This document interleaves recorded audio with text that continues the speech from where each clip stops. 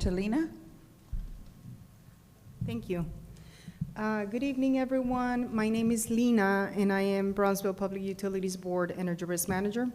I've had the pleasure to meet all of you. As many of you know, BPUB is in the process of completing the Integrated Resource Plan, and the Board of Directors requested that PUBCAP members and leaders of the community participate in the process.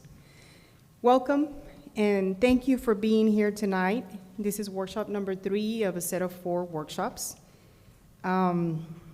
Today, the PUBCAP members and leaders of the community will participate by providing input and guidance on the resource plans and evaluation process to select a recommendation portfolio strategy that will be presented to the BPUB Board of Directors during the upcoming March 10th meeting. I will get started by having our consulting team introduce themselves quickly. Want to come over, Rob? Yes. Hi, everybody. My name is Rob Patrolak, and I'm with Patrolak Energy Advisors. My firm has been assisting Brownsville Public Utility Board in developing their IRP, and so I'm going to be doing a lot of the speaking tonight to kind of walk us through where we are, and it's nice to see so many familiar faces out there from the prior meeting. So anyway, looking forward to a fun night. Thank you. And then we also have Glenn Justice with Experience on Demand. Sure. Good evening, everyone. I think some of you have heard from me last time, but as Lena said, my name is Glenn Justice. I'm a partner with a firm called Experience on Demand, and we've had the opportunity to work with Brownsville PUB for quite a few years off and on. So we know the organization really pretty well. And our role is really to serve as an extension of staff to help review some of the work products and the final recommendations.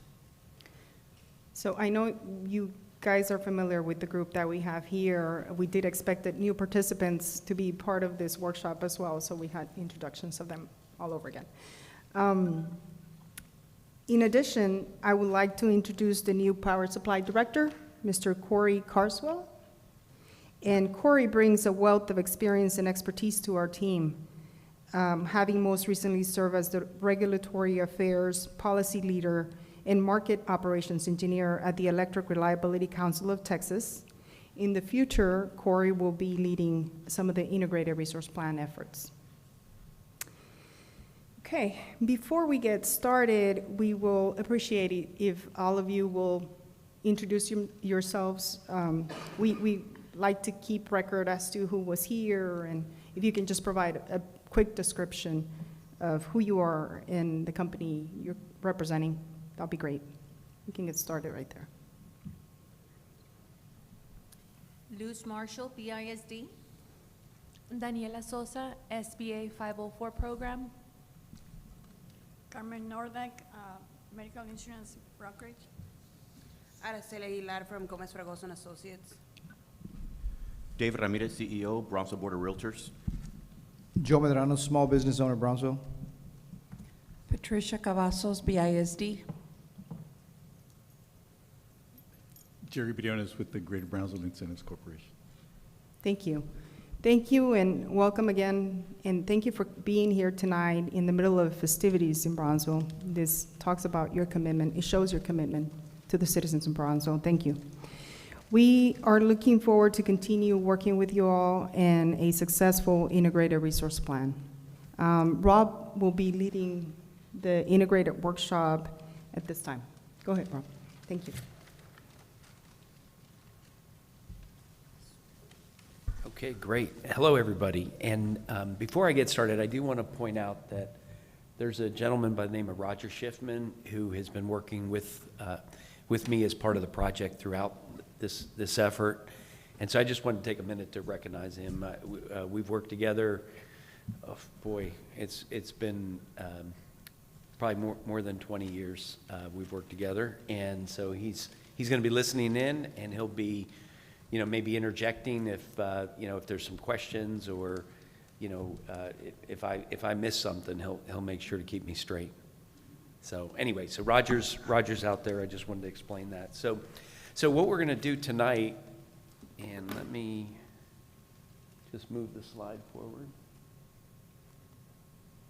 What we're planning to do tonight is, I want to recap what we did on January 15th, the last workshop. Just kind of remind everybody, what we accomplished and how that feeds into tonight's meeting. So we're going to start off with that. Then we're going to talk about how, basically review the plans that we've put together. We've put together 3 portfolios.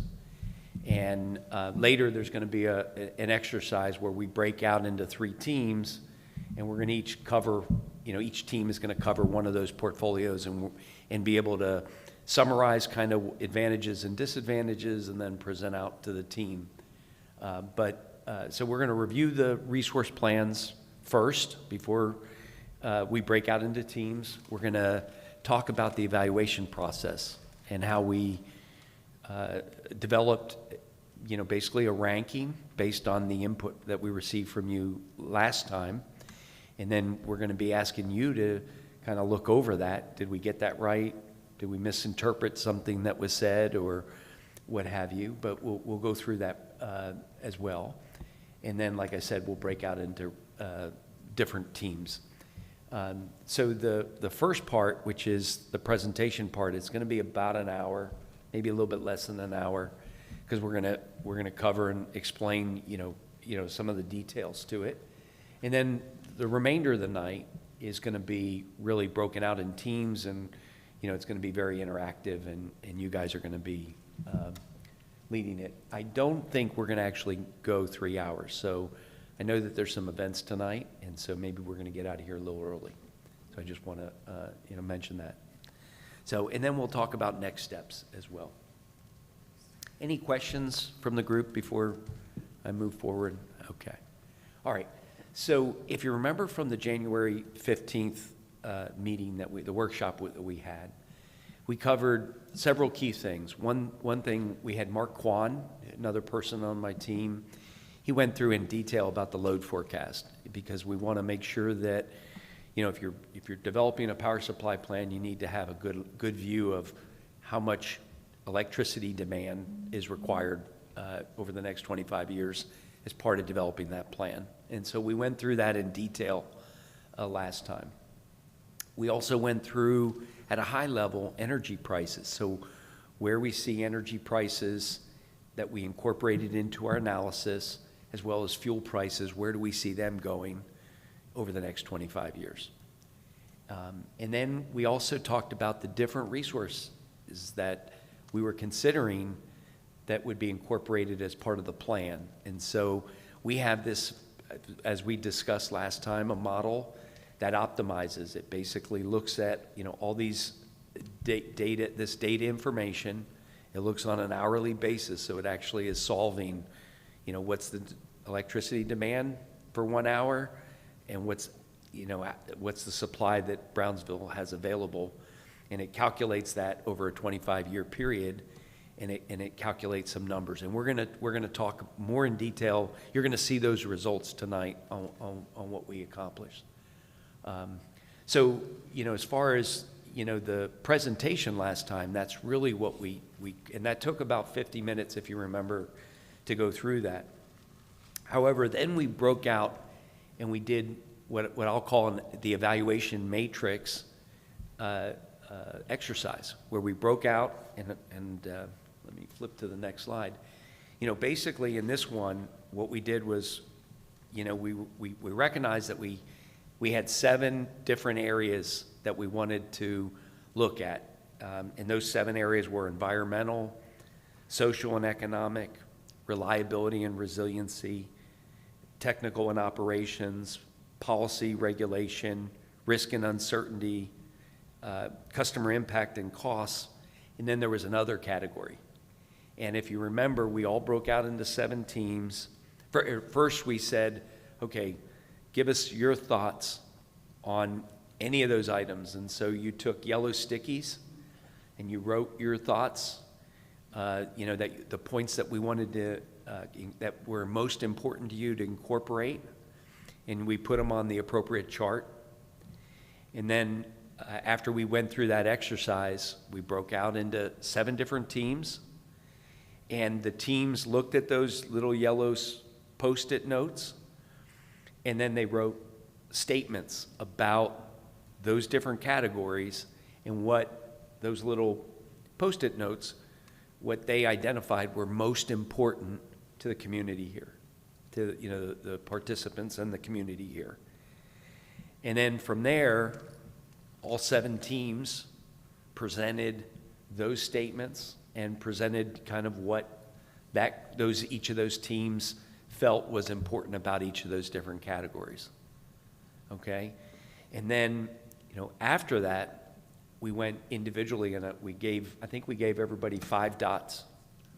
And what you had to do is go around the room and identify with a dot what was the most important item from your perspective, or it would be the 5 most important. And so we went through that process, and what we saw was there was a number of categories, number of statements that had 9 dots, and then there was some that had 6 dots, and you could kind of get a sense as to where the community felt what was most important to the community. And so we went through that exercise, and then we told you we were going to take the feedback from those prioritization, and also through our conversations and the sharing that went on during the meeting, and we were going to assign some initial weightings to each of those criteria based on what we heard. And so we've done that, and we're going to share that with you tonight, and we're going to ask you to take a look at that and say, yeah, that makes sense, or hey, we can change that around, because we can alter and change those ratings if this group feels like it's different. But this was a group effort, so from folks from the Brownsville staff that were here, and that's how we developed that. So I'm sure you guys remember that, and were there any questions about that, or did I get everything right on that? Okay. And so the key here is so our evaluation matrix, so there's really 2 components of it. There's a weighting of the criteria, so so for each of these categories, we needed to put a weighting, like how important, on a scale of 0 to 1, how important is the environmental component to the customers here in Brownsville. And then we did the same thing, for each of these. Now, you were not participating in that. We thought, okay, let us take a first stab at that and share it with you tonight, and then we can get some more feedback on it. So there's a weighting component, and then there's another component, which is the ranking component. So the ranking component in this model, basically from the 3 portfolios that we came up with that we thought were the best options to look at for Brownsville, we weighted them basically 1, 2, 3. And again, Brownsville staff did this, and we're going to find out tonight whether you agree with that. And and I'll tell you how we're going to go through that with an exercise. But we're gonna see, if you do agree with that tonight. So, like I said, there's a weighting of the criteria, and then there's a ranking of the criteria. Does that make sense, or does anybody have any questions on that right now? Okay. I don't see any questions, but as we go through it, if you do, please stop me, okay, so that we can go through it.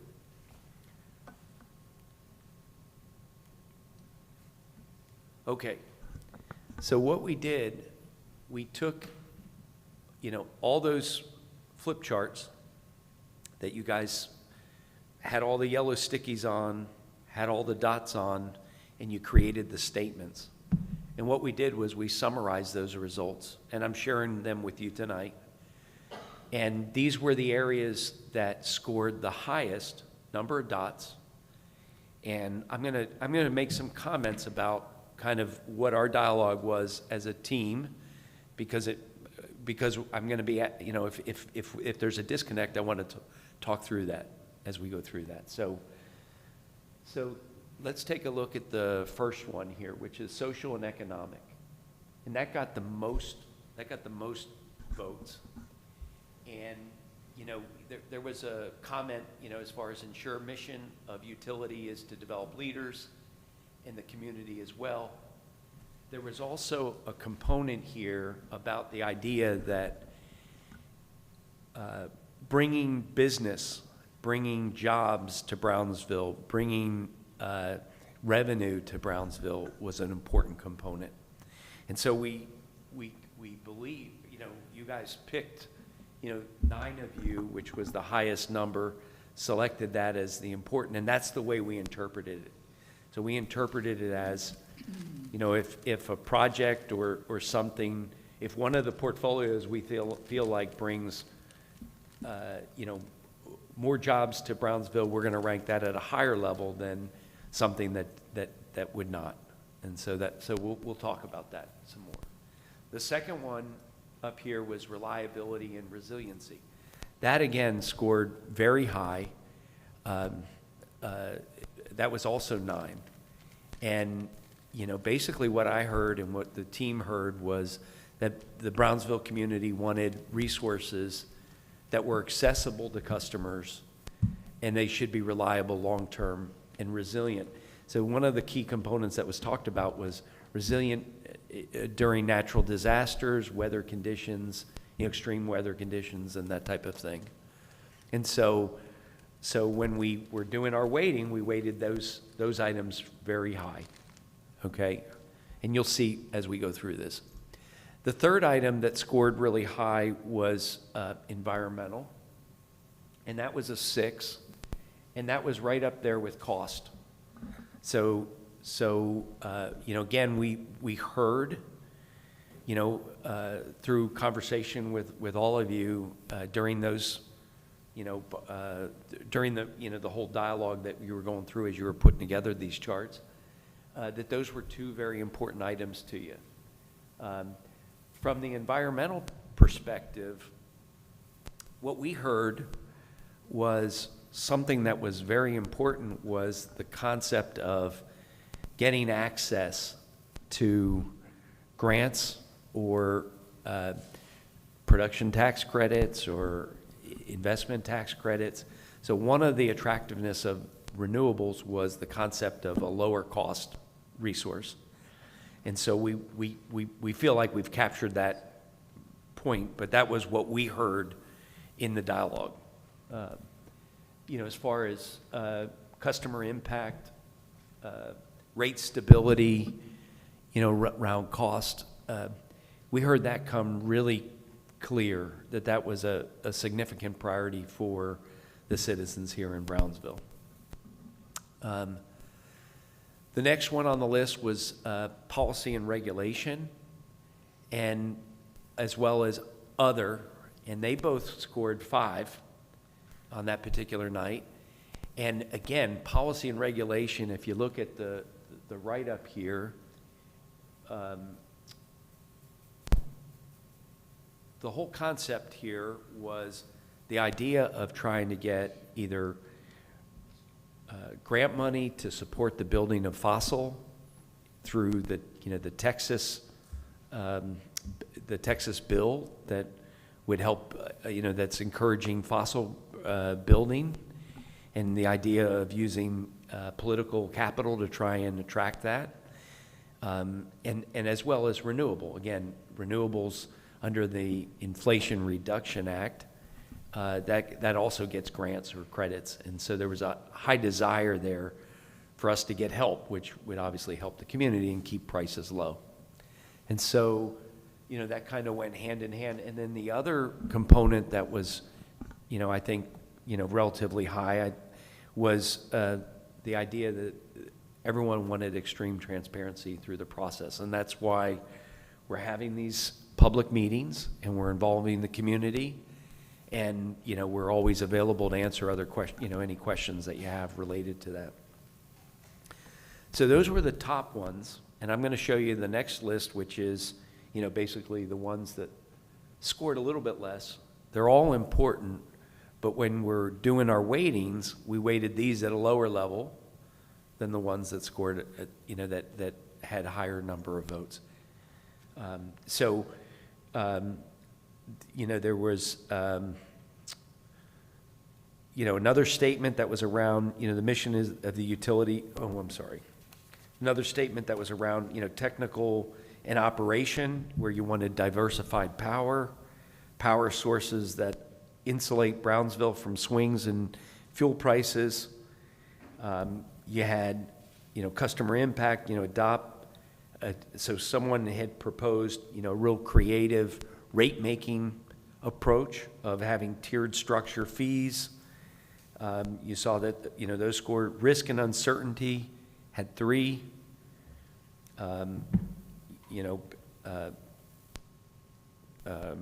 Another risk in, avoiding taking risks of new large customers that could suddenly leave us. So, recognizing that some of the load that Brownsville looks at, someone comes in, they say they're going to build something, you wouldn't want to build a generator unless that load actually really comes in. And so somebody had identified that, and you can see basically how they scored the remainder. So anyway, that is the summary of what we heard and what was stated in the meeting. Is there anybody have any other recollections? Did we miss anything? Yeah. Can you go back one?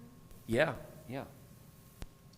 On the customer impact and cost, I would think that it was change of offers, rate, stability, or, I think it's and, not or, and a lower rate.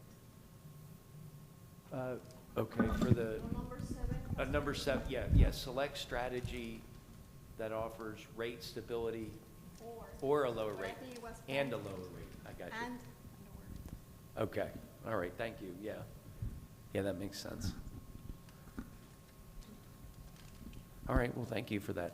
How about other comments? Any other comments, or did we miss anything? The way that I was characterizing, did that sound kind of consistent with what you were telling us? I'm looking around the room, I'm seeing some heads, okay. I just want to make sure, because, sometimes, we go away, we talk, and, I want to make sure we're not missing anything. So then, I guess if we got those messages right, then I'm sure we did okay on the weighting side as well. But that's the way we understood the comments. Okay. So now I'm going to walk through the weighting and basically how we did it. And I'm going to just show you, I'm going to try and put this here so that they can hear me here on the. So what I want to point out is, first of all, these numbers right here, so the highest, I mentioned to you, the 9s, they were under these categories, reliability and resiliency. And the same thing with social and economic.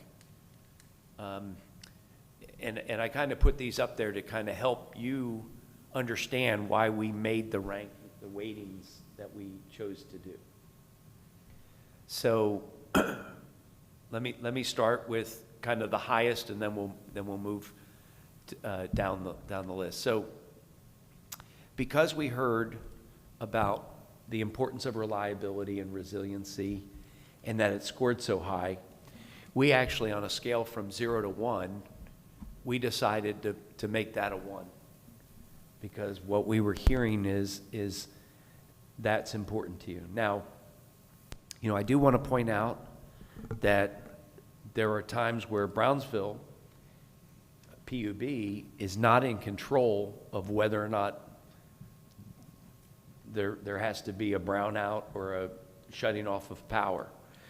Might not be that, it could be a situation where Brownsville's got plenty of generation, but the ERCOT, the entity that controls the electric grid across Texas, they may say, okay, we don't have enough power to supply 100% of our load, And so Brownsville's going to have to drop, a certain amount. So, I just want to point out to you that that is the way the market works. But what we, recognize is if there's local generation, you're going to have more stability here locally, and that there's advantages to that. And so from my perspective of it, we ranked it as a 1 weighting, high weighting, and we're going to, that should reward projects that might be able to be built more locally here in Brownsville. Same thing with the social and economic, which got 9 votes. So we gave it a 1 also. And what we were hearing is anything that would bring in revenue to Brownsville, to improve the community, jobs for the community, those types of things should be ranked, weighted higher. And so that's why we gave it a 1. Moving to the environmental, we actually put it at a lower rating. And this is one that I want you to think about a little bit here. Even though it got a 6 and it got a high number of votes, what we thought, the way we heard it was that it was more around the funding and less around reducing carbon emissions, for instance. So that was actually a statement.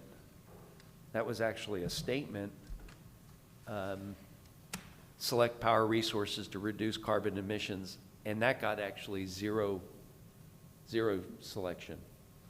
So when we were, and the same thing with this one, selection of water use. It's not that it's not important, it's just that when you had only 5 votes, you put them on the 5 most important, and those didn't actually make 1 vote. And so that's why when we ranked this at a 0.5, it was because of our understanding of what that vote meant. So the other one that obviously is ranked very high and is a 1 was impact on cost. And we heard that loud and clear, and I think I've already covered that. The other one that we put, and it got 5 votes. There was one that got 5 votes, which is this transparency, as well as policy and regulatory. And again, that was the concept was, hey, if we can get grants either through the Texas bill or through the Inflation Reduction Act, which provides money, grants for renewables, that was a high priority. And so that was a consideration as well when we put that as a 1. Other ones that we thought were important, they got lesser votes, but we still ranked them pretty high.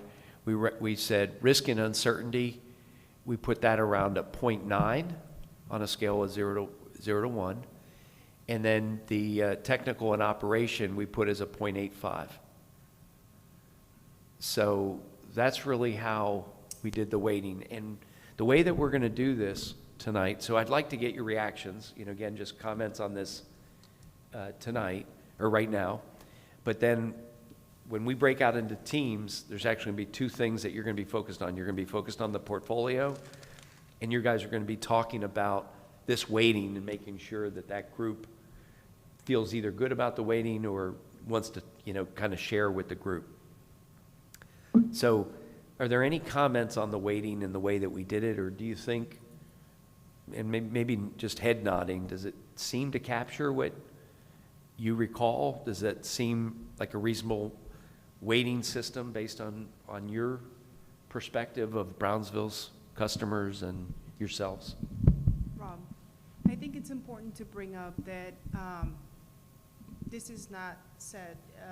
The PUBCAP members have the ability to comment on this, and we can change the weightings at any moment. So feel comfortable with adjusting the numbers as you go through it. We did the best we could based on the comments that we received, but we want to make sure you're comfortable with it, because at the end, it will be your decision. in terms of the portfolio strategy that you'll be recommending. So, I have a question. So, and maybe I missed it, but could you explain again why the two categories that have sixes have the same amount of weighting, one as the other two highest, which are nines? Shouldn't you maybe be a little less? Or So- maybe I missed the... No. So that's a really great question. And so, again, when we were putting the weightings together, we were not only looking at the votes, but we were also considering the conversations we were having while standing around the charts, while talking with you guys individually.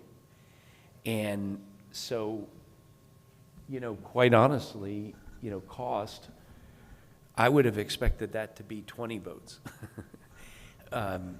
from the talking, from just interacting with everybody, but it only got 6. And so when we were talking about this, we didn't want to make cost less than a 1 because we felt like that was really what the group wanted.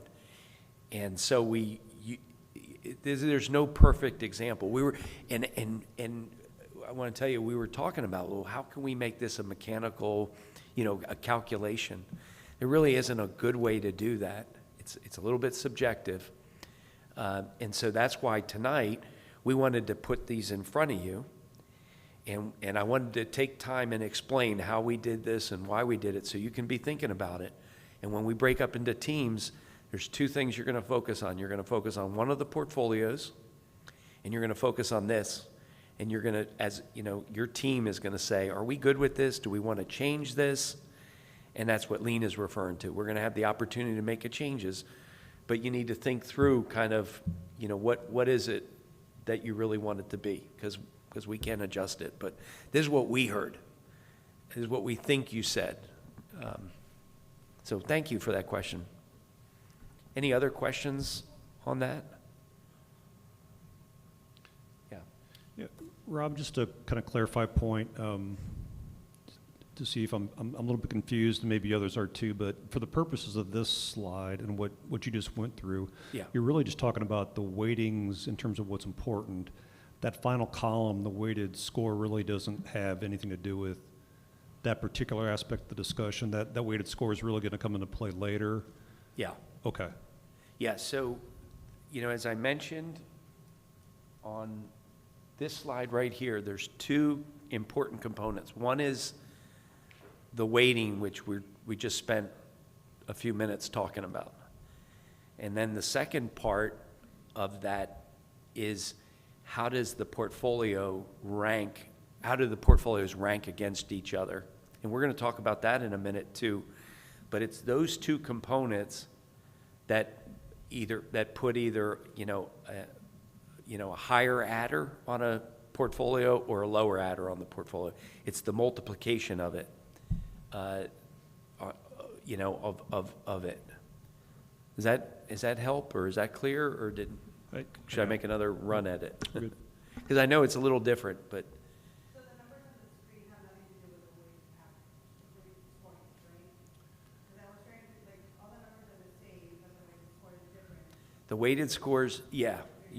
So the weighted score is different than just the number of people that picked. And the reason is we're trying to reflect what's important in each of those categories. What level of weight or importance did we hear from the group? It didn't necessarily, obviously if 9 people voted for one thing, we knew that was very important. But as we just talked about, only 6 put down cost, and I know that was equally as important. So we wanted to make those adjustments based on what we heard. Yeah, I think Makes sense. Maybe to kind of tag onto that comment, so not trying to jump ahead too much because I think we're going to get through this and we're going to have a conversation about it, but just if anybody's curious, that weighted score is the combination of the columns to the left of the weighted score and the portfolio performance rankings on slide 13. So that's how those 2 tables combine to create those weighted scores. Is that correct, Rob? That's right. Okay, thank you. So he just kind of was talking. So then first we have the weights, and then what we do is we rank the portfolios based on how those portfolios match up in each of these categories. And then it's the multiplication of the two that put a weight on it. It's called a weighted average, and that's what we're going to be coming up with. So we'll talk about this in a minute. I'm going to go back to the other slides, but I just wanted, since Glenn had brought up this particular slide, I just wanted to show it to you. Okay. So any more questions on the weighting, or do you want me to move forward right now? Okay. So let's go ahead and move forward. So now what we're going to talk about is actually the three portfolios that we've identified that we think best represent, the best portfolio, the optimal portfolios for Brownsville. And I would characterize these portfolios as this. So portfolio one is basically right down the middle. And what I mean by that is there's about 171 megawatts of fossil generation in portfolio number one, and there's about 320 megawatts of renewable energy efficiency in DSM. So, that's kind of, in comparison to the other ones, it's kind of in the middle. And I'm going to go through each of these, but I'm just going to go through them at a high level, and then I'm going to go back and I'm going to actually talk about each of the resources in here. Portfolio two, what we did was we took a very similar portfolio that was, that came from the optimization, and we put a little bit more gas weighting into that portfolio. And so this one, portfolio two, has 221 megawatts of fossil and 249 megawatts of renewable. So again, it's a little bit heavier on the gas side, the fossil side of the equation, a little lighter on the renewable than portfolio one. And then we picked portfolio three, again, the basis for this is this one was a little bit more on the renewable side. So the fossil amount was 121 megawatts, and the renewable was 441 megawatts. So what we wanted to do was we wanted to see, okay, when we look at these portfolios, what does it cost? What's it going to cost to run these systems and to purchase this system? And then what we wanted to do is rank these against what was most important to Brownsville. What did you put your weight on? And so we wanted to do that. And that's where, we come up with that. Now, I'm gonna walk through what this different generation is. And I was gonna walk through it in portfolio one, and then, I won't go through it in each one because they're the same type of resources. But what I wanted to remind everybody, and you guys have already heard this before, but basically there's different types of generation. Gas turbines, combined cycle, reciprocating engines, which could be Wardzillas, it could be diesel generators. Those are the type of resources that you can turn on anytime you want. If there's fuel available, you can turn it on, you can run it as long as you want. And they're fairly reliable, very reliable, and they come on when you want them to come on. There's other resources like solar, wind, where you're really tied to the renewable resource. Is the wind blowing? Is the sun shining? And so those are what we call intermittent resources. And then the third category would be battery. Now batteries, the way, a utility scale battery has about a 4-hour charge. So you could run wind all night long, you could charge the battery, and during the day you can run it, 4 hours. But you can see how these different types of resources their importance in making sure you have lights on, ability to turn lights on all day long. They need to be put together in a perfect combination in order to make sure you never lose power. And then there's nuclear. Nuclear is another option, and that is typically a base load resource, and it can run 24/7, very similar to the gas or the fossil units. And there's another resource that's in this mix that's called demand-side management and energy efficiency.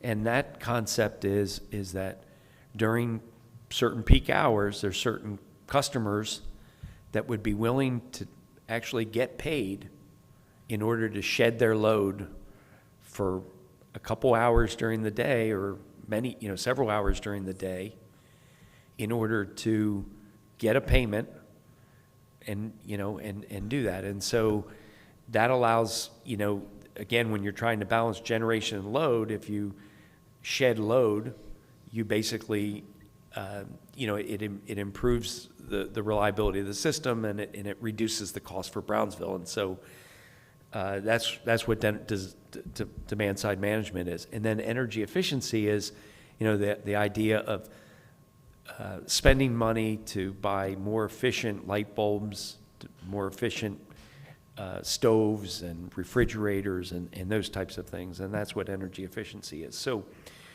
we looked at all this stuff as we went through it, and that's what is built out here in Portfolio 1. So I'm going to look over here because I think that's the easiest to read, and I'm going to try and speak into the microphone, but I'm sorry, I got to turn my back on you guys for a few minutes. So what this represents, this is all the different resources that we evaluated in the optimization that we did. And this is a summary of the resources that this optimization picked, over the following years.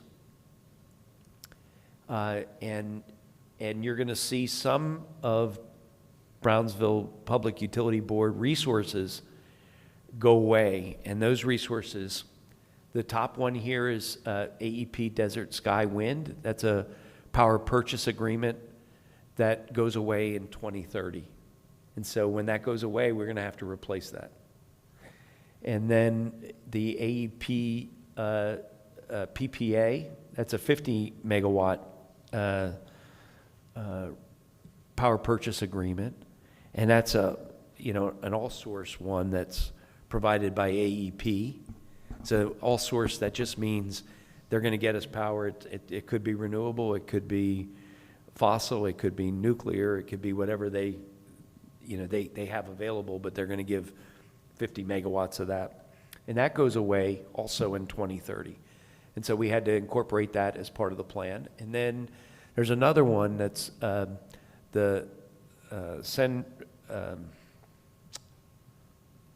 it's pronounced Sendero, Sendero PPA.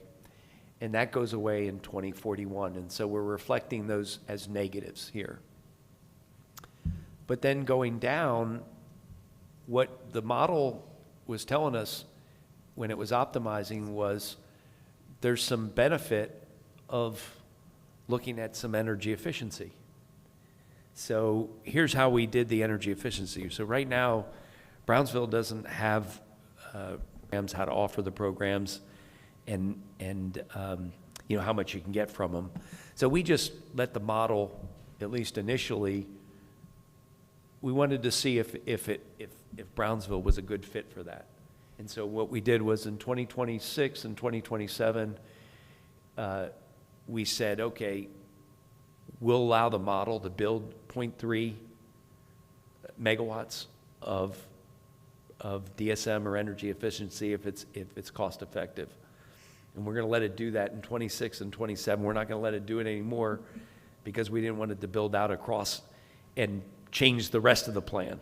And so we just wanted to see. And so one of the recommendations that's going to come out of this resource plan is going to be Brownsville needs to look into this and develop a plan around that. And that might, depending on how much energy efficiency and DSM that we can get here in Brownsville, it may change the the outlook of the plan, but, so that's what this energy efficiency represents. We didn't talk about Hidalgo. Hidalgo is a combined cycle plant that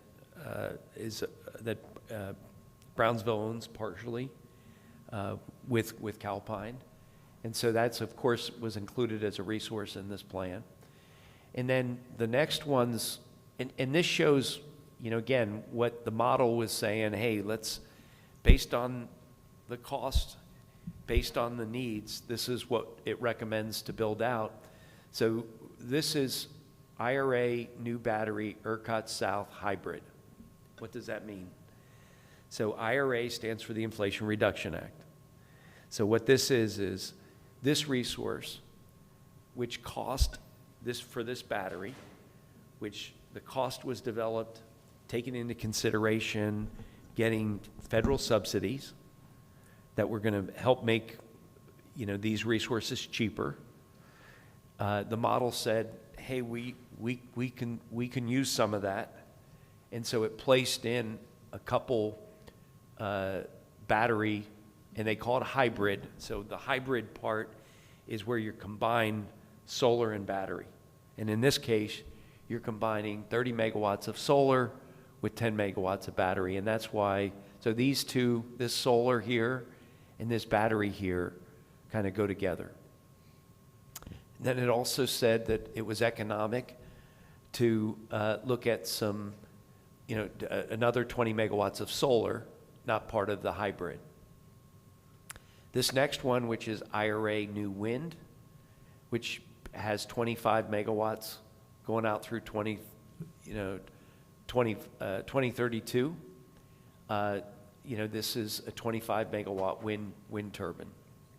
Now, a couple things to consider. So although it sounds like, oh boy, we're going to be building a lot of stuff here, it doesn't have to be that way. This plan says that Brownsville could benefit if it has control of these resources, essentially. So, one of the, again, an example of what a recommendation would be coming out of the plan. Okay, so Brownsville would benefit from these resources, and they could either build it or they could purchase a power purchase agreement like they've done with Desert Sky Wind or, AEP PPA. So there's different options that they can look at. And we're not making that decision as part of the integrated resource plan. We're just saying there's a need and that we need to develop a strategy over the next couple of years in order to meet that need.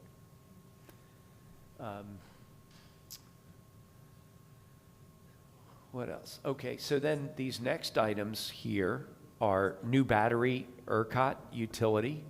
So these are actually, these right here would come into play where it's still economic even without the Inflation Reduction Act. So not without getting the subsidy. So again, some more either PPAs or self-builds. This next one here, which is new IC ERCOT South, 21 megawatts, 2027. Okay, so that's one of the fossil that could be a diesel engine, as we talked about earlier, or a Wärtsilä, and it's 21 megawatts. And then again, again, the difference between the IRA and the just new solar, new wind, those items is, again, not getting the subsidy from the Inflation Reduction Act. And so, these are coming in way after the Inflation Reduction Act, outside the window of that. And so that's why they're coming in like that. And then this last one here is a new arrow. And you can see, it's 100 megawatts in 2029 and 50 megawatts in 2040. And that's an aeroderivative combustion turbine. So again, it's a fossil, gas-fired, it's LM6000, very similar, or it is the same as Silas Ray 10. Silas Ray 10 is a LM 6000. So that's what's represented there. And then, of course, you know, right now you have Silas Ray 10 and you have Silas Ray 6 and 9. You guys might be familiar with, I think you guys have seen presentations on this, but, you know, so Silas Ray 6 and 9, they work in a combined cycle mode. It's a steam turbine and a combustion turbine that when they're both working, they work as a combined cycle plant. So I wanted to just take the time to walk through the resources. Again, you guys are going to get the opportunity to look at these closer, talk, you know, think this through. If you have questions, we can talk about them, but I just wanted to walk through those resources with you. Any questions about those? Lena, did I do all right with that? Great, Rob. But I just wanted to, if you could elaborate a little bit on the portfolio differences between one, I know you mentioned it. Yep. 1, 2, and 3, and then the optimization model, so they can understand how we came about with those numbers. It's actually not us, it's the model itself that Yeah. provides those 3 portfolio options. Okay, credits. good. Okay. So, thank you, Lena. So, you know, as I mentioned before, so I wanted to go through and just explain what those different resources are so you had an idea how they fit together. So, Portfolio 1 is 171 megawatts of fossil, and it's 320 megawatts of renewable and DSM energy efficiency. What I told you was that was kind of in the middle. So that optimization, we let the optimization run. That's what it picked, you know, and that's where we were. So what we wanted to do is create a couple portfolios that was a little bit more fossil and a little bit more green to see how those would build out and look at what those costs would be and, you know, and how we would develop them here for Brownsville. So the Portfolio 1 was kind of, let's call that right down the middle of the fairway. You know, this is what the optimization came up with. That's what Portfolio 1 was.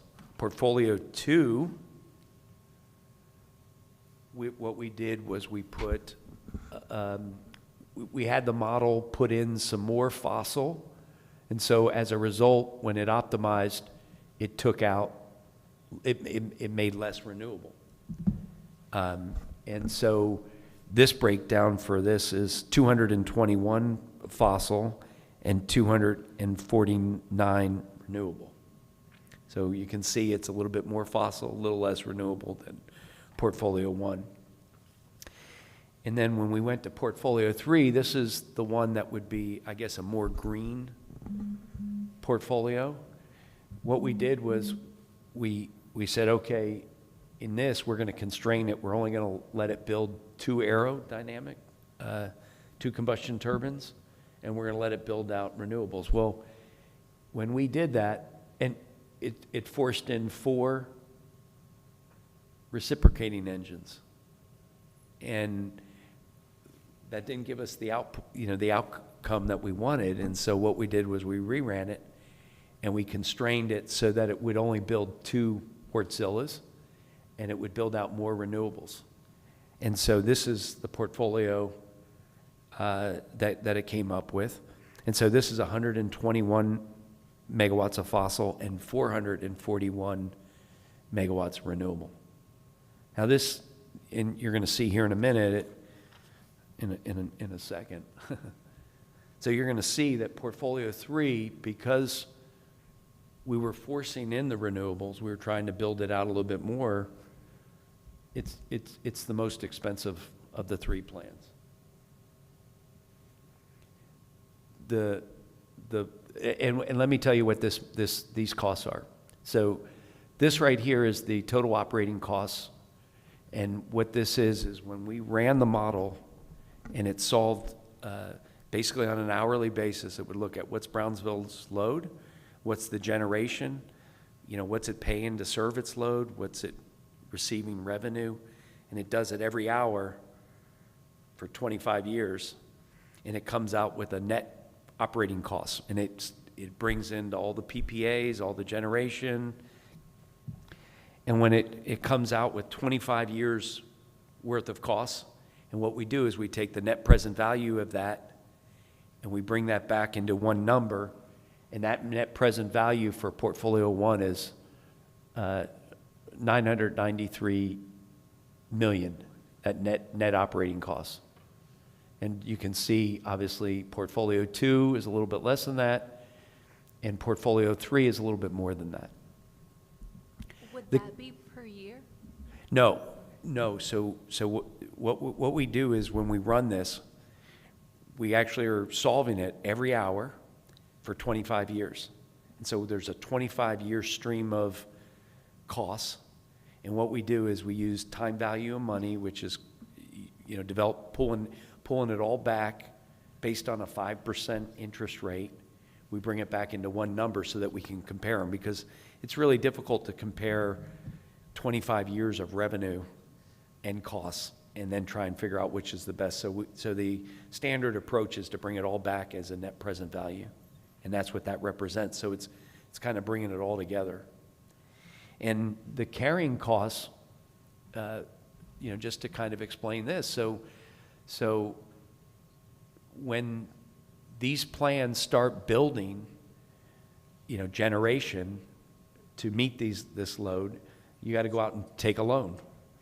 Brownsville has to go out and get a loan. It's kind of like, so this is the mortgage payment that Brownsville would be paying by making those investments in that resource plan. And so when we look at the total costs, we add the total operating costs, and we call them carrying costs, and we bring it up to come up with a total cost. And this right here is a representation of the impact on the bill. And I don't want anybody to, this is not saying that we're going to decrease the rates 2.41%. That's not what that's saying. It's the way we've calculated it was, so without going into a detail about it, but just at a high level, what we did was we looked at the operating costs component of the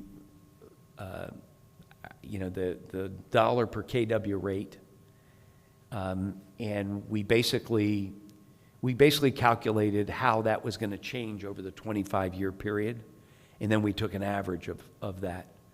And so what you should take away from this is portfolio two is basically 2.74% better than cost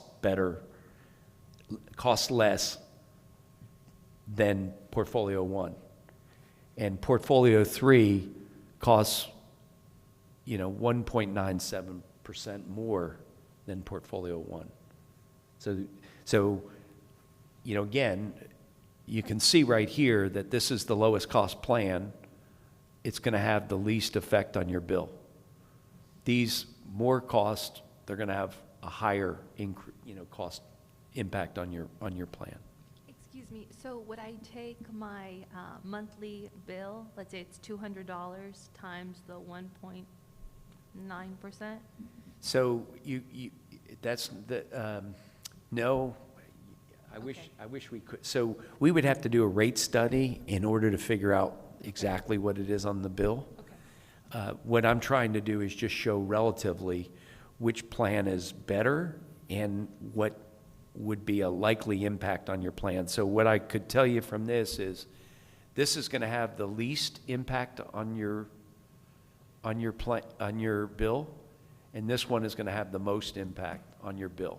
And we know that because this rate's higher, and we know it because the net present value is higher in the highest of that plan. That's the one that has the highest renewable energy, right? It's the one that has the highest. The investment in the first place, it has to be higher when you are prolonging it for 25 years, which means it's not gonna end in 25 years. Well, it can be, right. It'll continue up to the plant life, and they vary based on the resource, right? Yeah, that's a good point. Yeah. Any questions about that? Could you all speak into the mic whenever you do, because if not, since it's being recorded, we cannot hear. Thanks.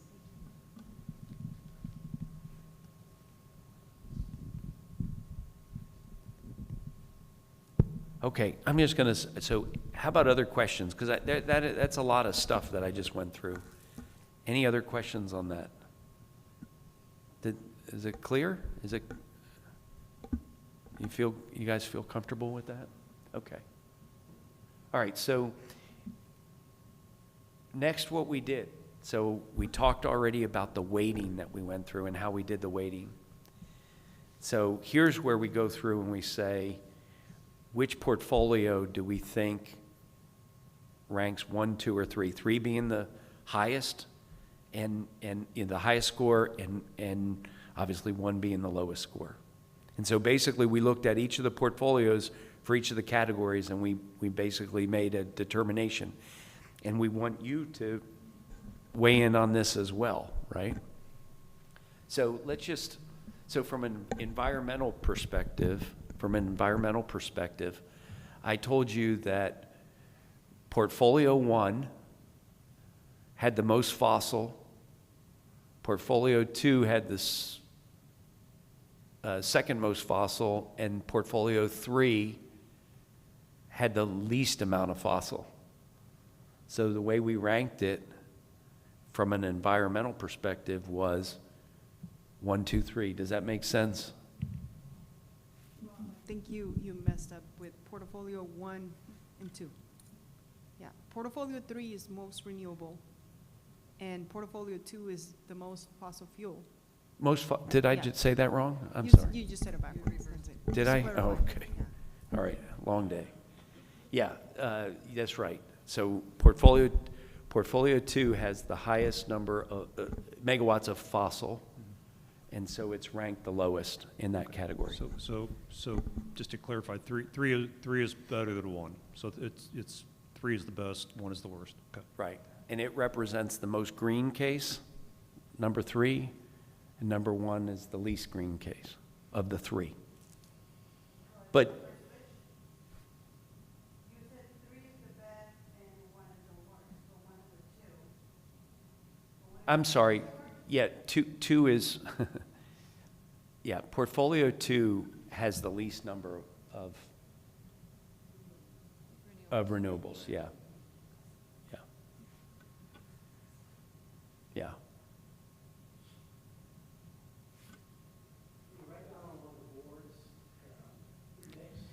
Yeah, and we have presentations, and we're going to talk about that in a minute, but, or we can write them down, either way.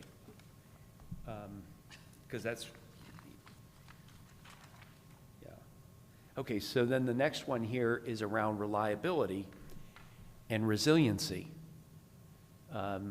So reliability and resiliency from our perspective was, okay, you know, we talked about the different resources, right?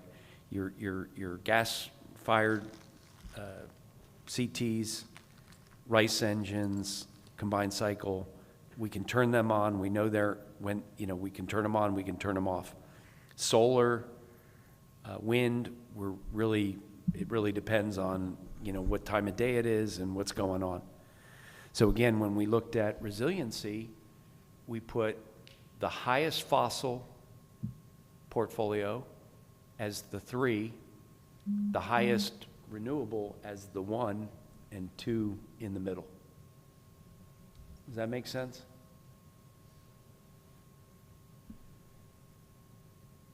Okay. The next one was social and economic. And here we ranked it 1 and 2, we actually scored them at 3, and it's because we viewed that the renewables could be from all over Texas. Like if we signed a PPA, it may not be in Brownsville because the renewable footprints require a lot more land, and there's only so much that you might be able to get out here. And so we viewed that as, and also jobs, less jobs related to them. And so we ranked that at a lower value from social and economic benefit. And we ranked the ones that had more fossil, more combustion turbines, rice engines. We thought they would probably be here in Brownsville. And so we scored them higher at 3. Does that make sense? Okay. Following very similar around the technical and operational, obviously if, the renewable is way out, and we really don't have control over it because it's intermittent and it all depends on the time of day, versus more fossil, we rank them higher because Brownsville would have more control over them. Even though they'll be dispatched by the ERCOT, Brownsville would have more control of being able to turn them on and off. Risk and uncertainty, we thought that risk and uncertainty, we put 2 across the board, different risk, different uncertainty. You have, gas volatility uncertainty. You have the intermittent energy uncertainty. And so we didn't feel like one portfolio was above the others, and so we ranked them all as 2s. What do you think about that? Would that be what you would do as well? Yeah. Okay. Policy and regulatory. Policy and regulatory. So in this one, we ranked the ability. So 332. So there's a program here in Texas related to encouraging fossil generation. There's also something called the the Inflation Reduction Act.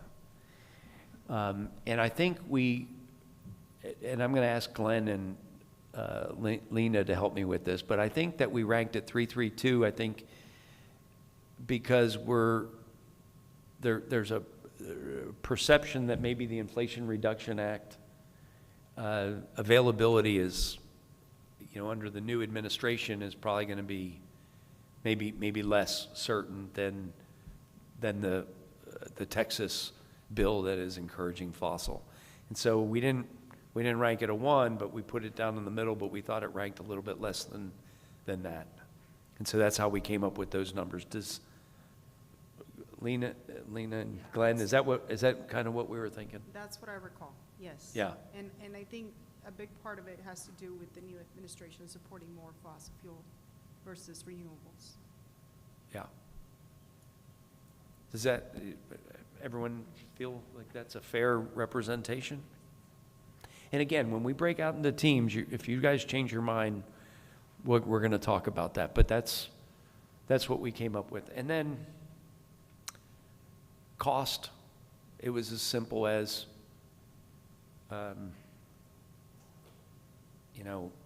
the least cost was portfolio 2, the most cost was portfolio 3.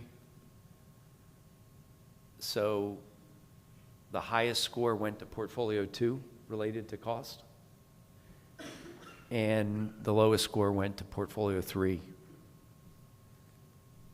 And then basically, this is the breakdown of how each score, each resource. So the blue resource is portfolio 1, the red is portfolio 2, and the gray is portfolio 3.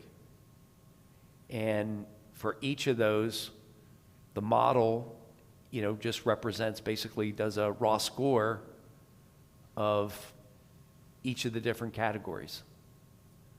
So again, here's the reliability. Portfolio 2 got a 2. I'm sorry, portfolio 1 got a 2. Portfolio 2 got a 3. And portfolio 3 got a 1. And you can see, I'll let you take that in, but that's the raw scores from each of the different charts that we just went through. So which one's the best one? 2? You can see that. You're better than me. So what I have to do is I have to, oh, yeah. When you were looking at the cost, how did you account for the variation in the megawatt hours? Obviously, the 3 portfolios don't have the same amount of megawatt hours. Portfolio 3 has a lot more, and so obviously the cost is higher. So how do you account for that variation?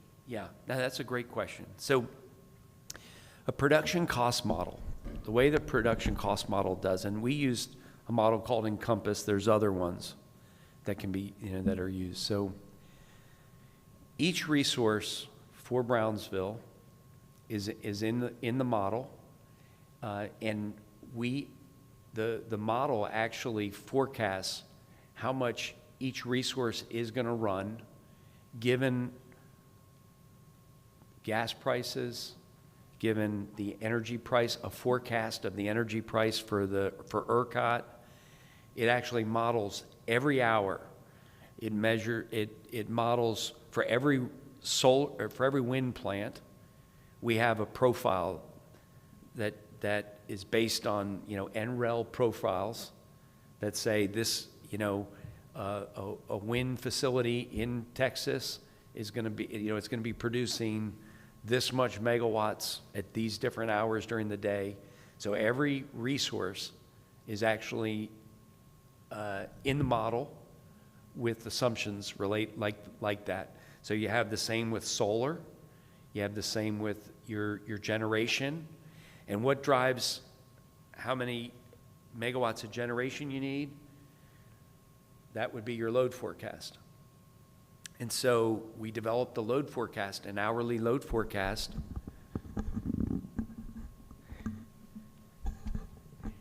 We generated an hourly load forecast so that we knew how much generation was needed. And so we know that from those hourly profiles, when the wind blows, when the sun is shining, what's happening with renewables. It's not that hard to figure out.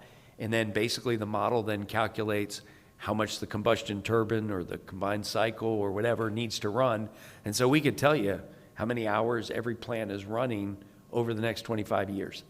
It's simulated, and it's simulated on an hourly basis. It's a very sophisticated model. A lot of detail, goes into it, but it's built just like that. And so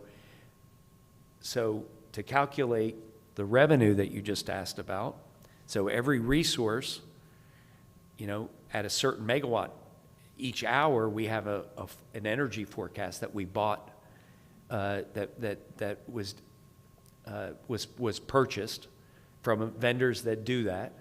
And so basically the megawatt times the energy price for each hour was calculated in the model, and then it added them up 24 hours a day, 365 days a year, 25 years. That's the revenue. The cost is how many megawatts is Brownsville buying each hour of the day, times the energy price, times 25 years, and then the model brings that all together, and that will represent 25 years of net operating costs, and then we take the net present value of that to bring it back into one number, and that's what that represents.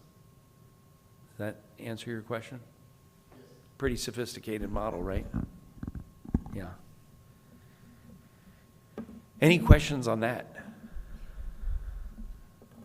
Okay. Okay, thank you for that question. Yeah, so you guys figured it out from this. I need to be a little bit easier.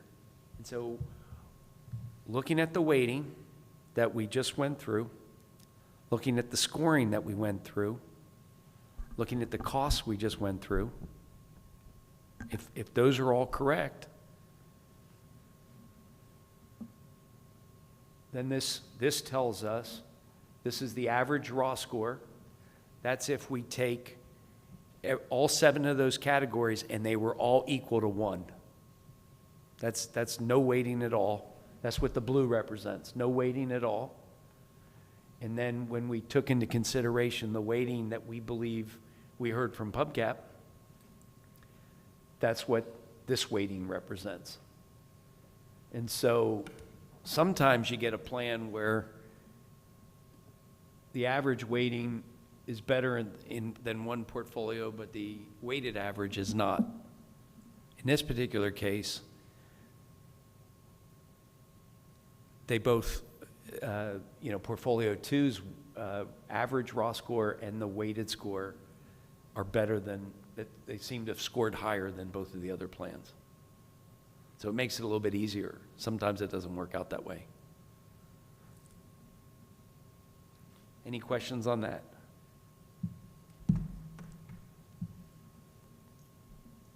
Okay.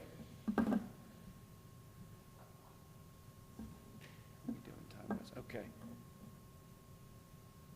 So right now, what I'd like to do, let's take a 10-minute break. We've been through a lot.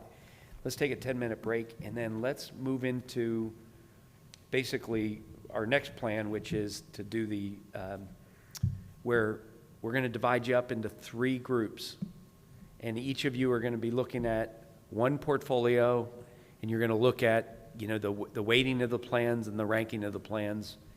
And then you're going to write down advantages and disadvantages of each portfolio, and then we're going to have you present. So just like before, we're going to get some ideas around each of the plans, and then do a little presentation. And then we're going to go through another voting, and then we'll see whether or not one gets more votes than the other, and we'll talk about that. So does that make sense? So when you come back in, we're going to assign you to groups, but let's take a 10-minute break.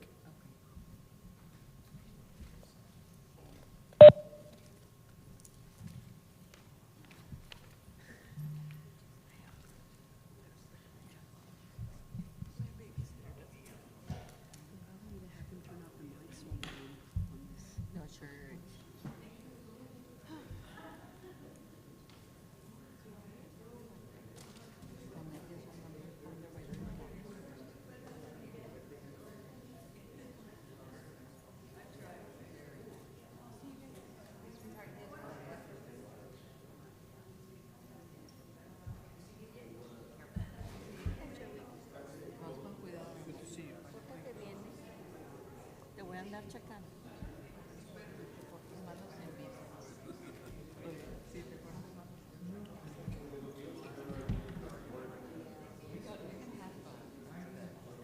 Annette. His brother. I know them very well.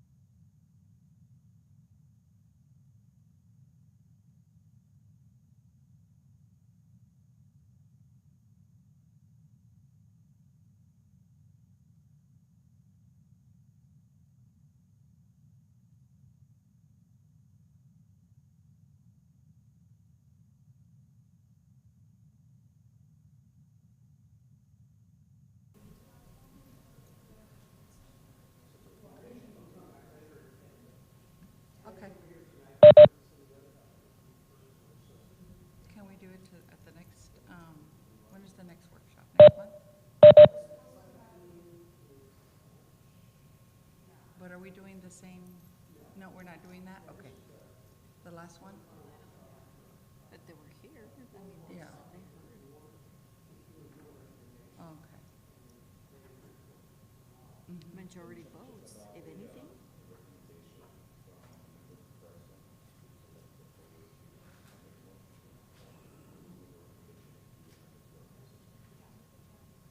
Based on majority votes.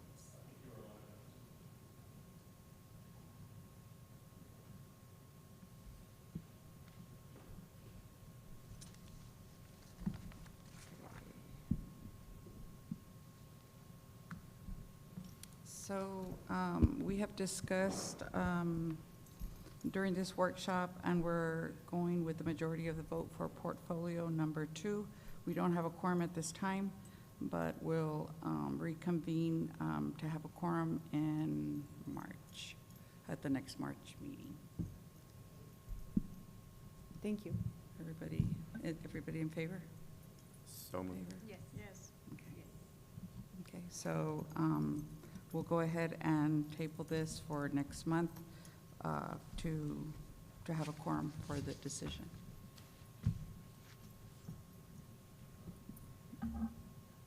So it's 7:35? Okay, so this meeting is adjourned.